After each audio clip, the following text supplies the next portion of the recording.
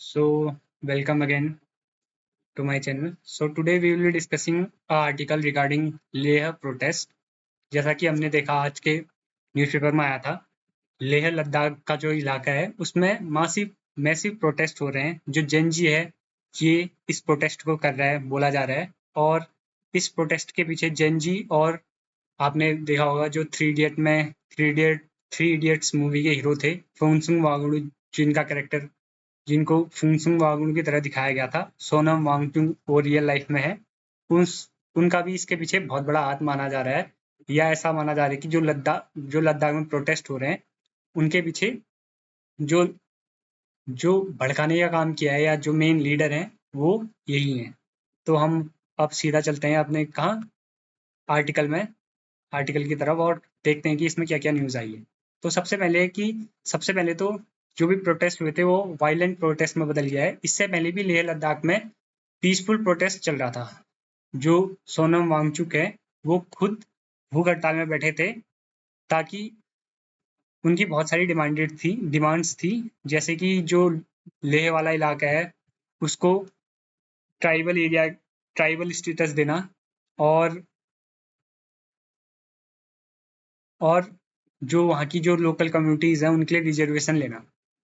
उसी कारण से 3 दिन तक लगातार सोनम वांगचुक भूख हड़ताल में थे। और इसी के रिगार्डिंग जो गवर्नमेंट का कहना ऐसा है कि हम इस बारे में हमने हाई अथॉरिटी कमेटी भी बनाई थी, और वो कमेटी लगातार जो वहाँ की एलईबी लेह एपेक्स बॉडी करके एक ग्रुप है उससे, और केडीए कारगिल डेमोक्रेटिक अलायंस, इन दोनों से मिलकर बात भी कर रही थी। और ये डिसाइड भी कर लिया था कि वहाँ की जो कम्युनिटीज़ हैं उनके लिए रिजर्वेशन बढ़ा के 45 से 84% कर देंगे, और उनको जो ट्राइबल स्टेटस है वो भी देने की कोशिश जो गवर्नमेंट है वो कर रही थी। ये स्टेटमेंट है होम मिनिस्ट्री की।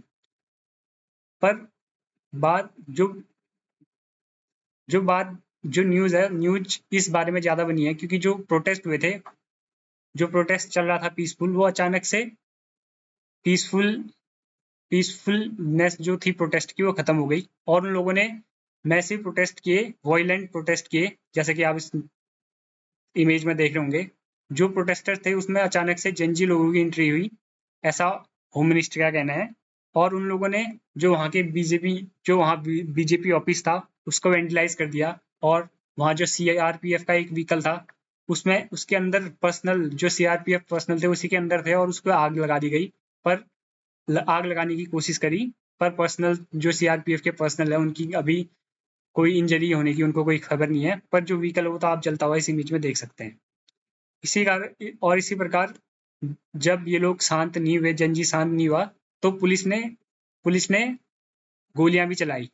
पर होम मिनिस्टर का कहना है कि जो जनजी लोग थे वो गोलियों से भी नहीं डरे और अपने प्रोटेस्ट को बरकरार रखा और आगे बढ़े, और जो बीजेपी का वहाँ ऑफिस था उसको डिमोलिश कर दिया। पर जब पुलिस ने गोलियां चलाई तो कुछ न कुछ लोग जरूर उसमें उनका हार्म हुआ है। अब कितने लोग मरे हैं या उनको किस प्रकार की चोट आई है, उनको कितना नुकसान हुआ है, इस बारे में न हमारी होम मिनिस्ट्री में हमें कुछ बताया है, ना ही वहाँ के जो लोकल लीडर्स हैं या वहाँ के जो ऑफिसर्स हैं लेयर से, वहाँ से कुछ न्यूज़ आई है। और इसी प्रोटेस्ट को देखते हुए वहाँ इमरजेंसी भी लगा दी गई है अभी फिलहाल के लिए।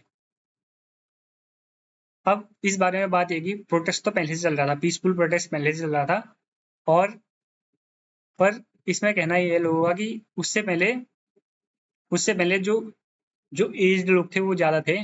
14 से 25 साल के लोग बहुत कम थे। पर अचानक से क्या होता है, एक वेनेसडे को क्या होता है, अचानक से 14 से 25 साल के बहुत ज़्यादा लोग इस प्रोटेस्ट में जुड़ते हैं, और जो वॉयलेंस है वो शुरू हो जाता है।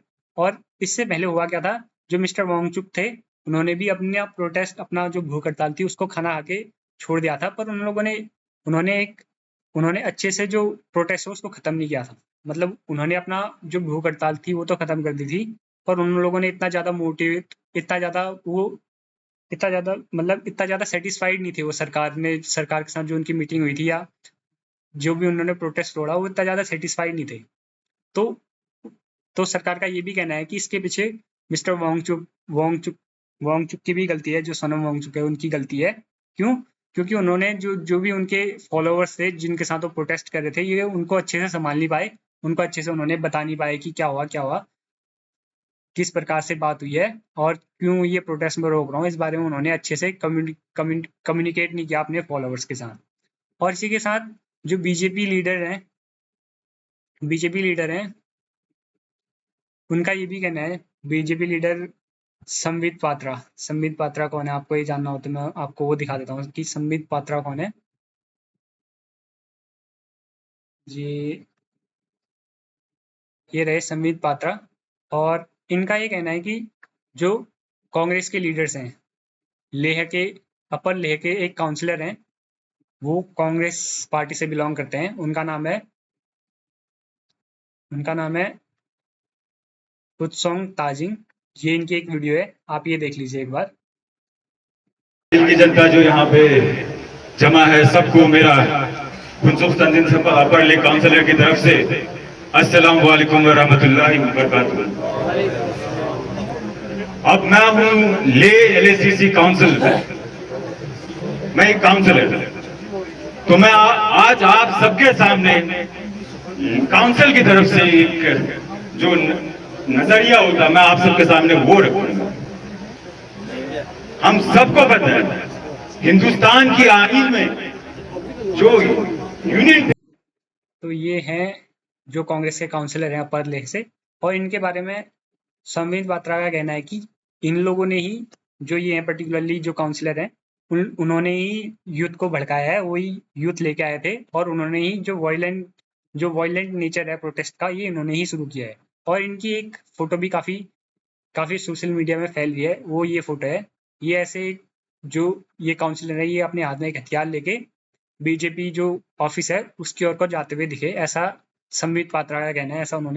ऐसा उन्होंने न्यूज में कहा है, संबित पात्रा ने बोला ऐसा कि जो भी ये वायलेंट प्रोटेस्ट हुए, जो पीसफुल प्रोटेस्ट अचानक से वायलेंट हो गया, इसके पीछे कांग्रेस लीडर्स का हाथ है।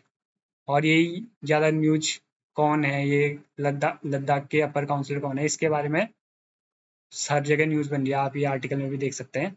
और ये लोग बहुत टाइम से अपनी हंगर स्ट्राइक पे थे। जब काम पीसफुल तरीके से नहीं बना, तो उन लोगों ने क्या डिसाइड किया कि फिर से वायलेंट तरीका यूज करते हैं। और इसी के बारे में जो संबित पात्रा, उनका ये भी कहना था कि जो बीजेपी काउंसिलर हैं और इन लोगों ने जो जो अभी नेपाल में जेनजी के प्रोटेस्ट हुए, उसका एग्जाम्पल लेके लोगों को भड़काया और फेक यूथ को इकट्ठा करके जो पीसफुल प्रोटेस्ट चल रहा था उसको वायलेंट प्रोटेस्ट में बदल दिया। पर मेरा तो इसमें ऐसा मानना है कि सरकार ने भी जो हंगर स्ट्राइक, जब पीसफुली हंगर स्ट्राइक चल रही थी, तो सरकार ने उस टाइम पे बात सुनी नहीं। अब जब लोग पीसफुल तरीके से काम नहीं हो पा रहा है, जब वायलेंस करने पे आ रहे हैं, तब लोग एक दूसरे को ब्लेम दे रहे हैं। जबकि सरकार, जब पीसफुल प्रोटेस्ट चल रहे थे, तब सरकार ने सही कदम उठाने चाहिए थे, अच्छे से मीटिंग करनी चाहिए थी, सब लोगों को बताना चाहिए था कि क्या हो रहा है और हम कैसे इन चीज़ों को सही कर सकते हैं। लेह जो एरिया है, जो लेह लद्दाख वाला एरिया है, वो वैसे ही बहुत ज़्यादा सेंसिटिव है। बड़ी मुश्किल से हम उसको अपने अपनी यूटी का दर्जा दे पाए हैं, वरना वहाँ तो कॉन्स्टिट्यूशन भी अलग चलता था। तो ये बहुत ही सेंसिटिव इलाके हैं और इनमें हमें ज़्यादा प्रोटेस्ट होने नहीं देने चाहिए। ज़्यादा से ज़्यादा इन चीज़ों का ख्याल रखना चाहिए कि वहाँ के लोगों को ज़्यादा तकलीफें ना हो। हम उनके साथ अच्छे से, उनको ऐसा ना लगे कि हम दूसरी कंट्री में शामिल हो रहे हैं। उनको अच्छे से उनको सर्विलेंस करना चाहिए और अच्छे से उनकी मांगों का भी ध्यान देना चाहिए। बाकी हम आशा करते हैं कि सरकार जो प्रोटेस्ट चल रहे हैं इनको जल्दी से जल्दी ठीक करेगी। जो मिनिस्टर्स दिल्ली में रह के भाषण दे रहे हैं, वो वहाँ जाके ग्राउंड रियलिटी देखेंगे और वहाँ जाके उनकी प्रॉब्लम्स का सॉल्यूशन करेंगे। तो इसी के साथ वीडियो ख़त्म करते हैं। धन्यवाद।